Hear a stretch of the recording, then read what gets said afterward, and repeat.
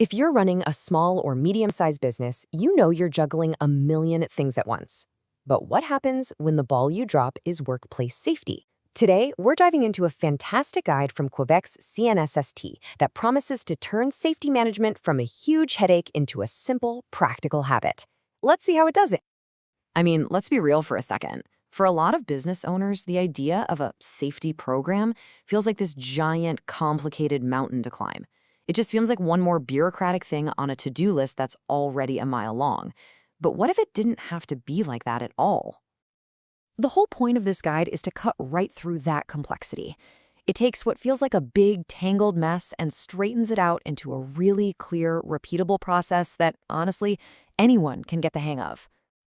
And here it is. This is the heart of the entire system: identify, correct, and control. What's so brilliant about this is that it's not just a catchy slogan. It's a powerful, continuous loop designed to make safety a totally manageable part of how you run your business every single day. So here's the game plan for this breakdown. First, we're going to start with the why this is so important in the first place. Then we'll unpack that three-step process. After that, we'll get our hands dirty with the actual toolkit the guide provides, see how to turn that info into a real plan, and finally, check out some real-world examples of this stuff in action. All right, first things first. Before we get into the how, we really need to understand the why. This isn't just about ticking a box for the government. It's about building a business that's fundamentally stronger and healthier from the ground up. The guide is super clear about this. Accidents at work aren't just unfortunate events. They cost you. They hit your productivity and, yeah, they hit your bottom line. And it's not always about the big, obvious risks. Dangers are often hiding in those occasional jobs like maintenance or a quick repair. And at the end of the day, it's not just good business, it's the law. Okay, let's get to the core of it, that three-step cycle. This is where all the theory turns into actual practical steps you can take. Step 1, identify, is all about opening your eyes. It means you're actively and systematically looking for things that could go wrong. What I love is the guide's point that this works best when it's led by you and your team.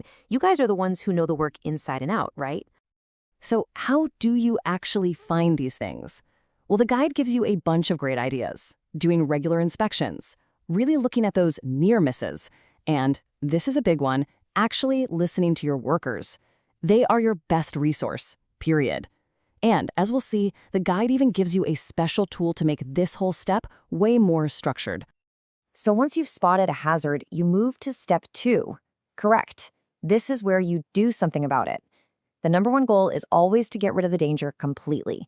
If you can't, then you reduce the risk. But, and this is so important, the cycle doesn't end there. Step 3 is control. This is the follow-up that makes sure your fix actually sticks and that old problems don't just pop up again later. Now, this is where the guide is an absolute game changer. It doesn't just tell you what to do, it gives you the exact tools for how to do it. And for that identify step, its main tool is something called the selection grid. Basically, this grid breaks down workplace safety into 15 key areas. Think of it like a full health checkup for your business. It's a systematic way to look at everything from supervision to emergency plans, so nothing important falls through the cracks. And just take a look at the kind of stuff that's in here. We're talking way beyond just hard hats. It makes you think about things like your purchasing policy. Are you accidentally buying new equipment that brings new dangers with it? Or your emergency plans. Are you really ready if something big happens? It's a totally holistic way of looking at safety. The real power of this grid is in the simple but really deep questions it asks. It forces you to just stop and think about how you're doing things. Take this one.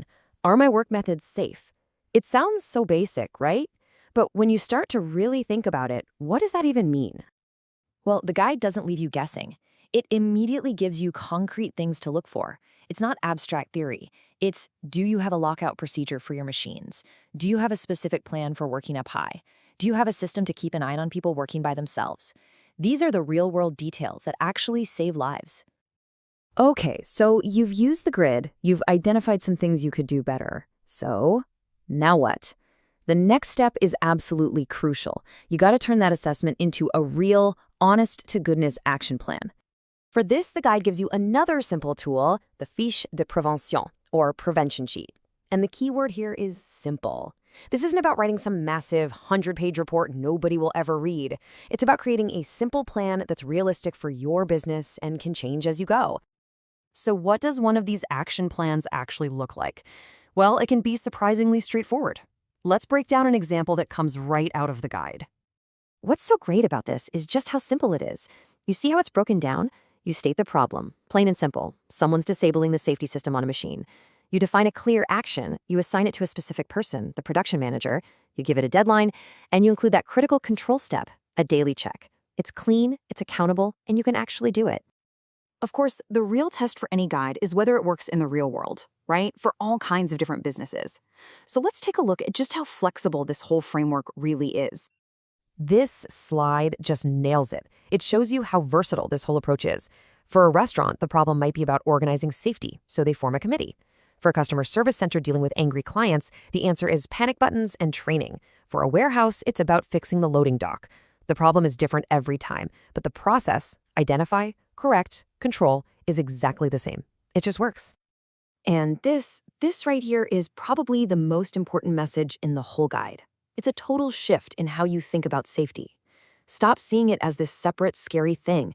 It's just another part of your business, like marketing or accounting, and you can manage it with the same kind of logic.